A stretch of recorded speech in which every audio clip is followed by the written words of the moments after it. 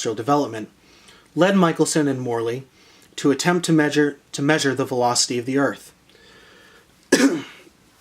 Their measurement revealed a wholly unexpected contradiction. They took cognizance of it only in order the better to overcome it with a new contestation, which was in effect forced on them by the object. Fitzgerald and Einstein may thus be seen not so much as scientists contesting a previous system, but rather as exploring what had to be abandoned in the system in order to integrate it into the results of experience at least cost. No matter. In the eyes of authority, if technicians of knowledge are such that current means are disputed in their work, they will eventually start to dispute current ends, the abstract postulates of the ruling class, and the aggregate unity of current means. Thus the researcher is simultaneously indispensable and yet suspect in the eyes of the dominant class. He cannot fail to experience and interiorize this suspicion and to become suspect from the outset in his own eyes. Thereafter, there are two possible lines of development. One, the technician of knowledge accepts the dominant ideology or adapts himself to it. In the end, in a state of wholly bad faith, he puts the universal to the service of the particular. He practices self-censorship and becomes apolitical, agnostic, etc.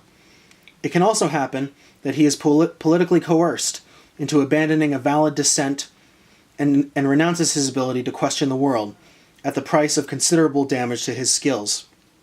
In this case, his rulers typically say with the satisfaction of a man, quote, "He is no intellectual." His rulers typically say with satisfaction of a man, "He is no intellectual." 2. If the technician of practical knowledge becomes aware of the particularism of his ideology and cannot reconcile himself to it, if he sees that he has interiorized authoritarian principles in the form of self-censorship, if he has to call in question the ideology that formed him to escape malaise and mutilation, if he refuses to be a subaltern agent of bourgeois hegemony and to act as the means towards ends which he is forbidden to know or to dispute, then the agent of practical knowledge becomes a monster. That is to say, an intellectual. Someone who attends to what concerns him. In exteriority, the principles which guide the conduct of his life, and in interiority, his lived experience in society, and whom others refer to a man, quote, who interferes in what does not concern him. In a word, every technician of knowledge is a potential intellectual, since he is defined by a contradiction which is none other than the permanent tension within him between his universalist technique and the dominant ideology. But in reality, a technician cannot simply decide to become an intellectual. Such a conversion will depend in part on his personal history, which may determine whether the tension which characterizes him is released, while in the last analysis only social factors can complete the transformation. Among the latter figure, first and foremost, the policy adopted by the ruling classes and the living standard they promise their intellectuals, in particular the students. Low salaries are certainly a way of intensifying their dependence, but they may also incite technicians of knowledge to revolt by revealing the real position reserved for them in society. Then again, the ruling class may be unable to provide all its students with the jobs which have been promised them. Those who fail to find employment will fall below the standard of living, no matter how low, typical of technicians, and will tend to develop solidarity with the less favored social classes.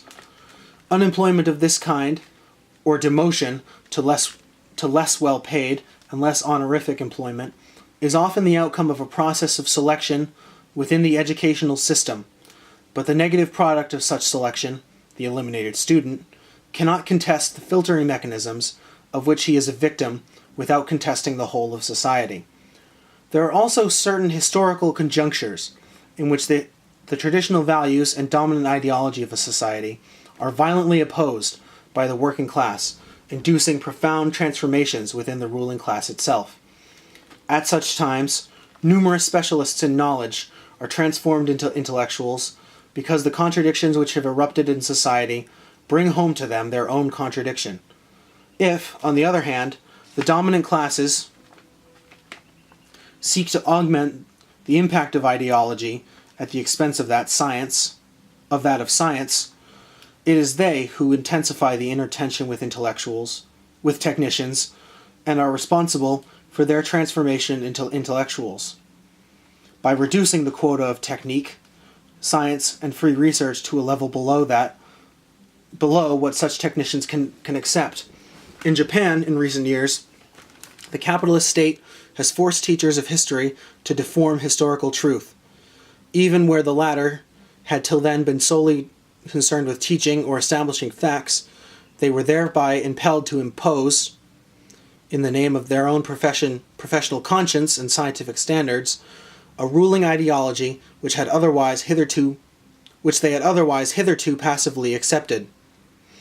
Usually all these diverse determinants operate at the same time. For their totality, however contradictory it may be, reflects the general attitude of a society towards its specialists. But these pressures can ultimately do no more than bring the specialist to consciousness of his own constitutionalized contradiction. The intellectual is thus someone who becomes aware of the opposition, both within himself and within society, between a search for practical truth, with all the norms it implies, and a ruling ideology, with its system of traditional values. Although this new awareness must, in order to be real, operate in the case of the intellectual first and foremost, at the level of his professional activities and functions, it is nothing other than an unmasking of the fundamental contradictions of the society. That is to say, the struggle between classes and within the dominant class itself. The organic conflict between the truth, the latter needs for its own purposes, and the myths, values, and traditions with which it seeks to inflect other classes in order to ensure its hegemony. The intellectual, the product of a class-divided society, testifies to these conflicts because he has interiorized them. He is thus a product of history. In this sense, no society can complain of its intellectuals without accusing itself, for it has the intellectuals it makes. For it only has the intellectuals it makes.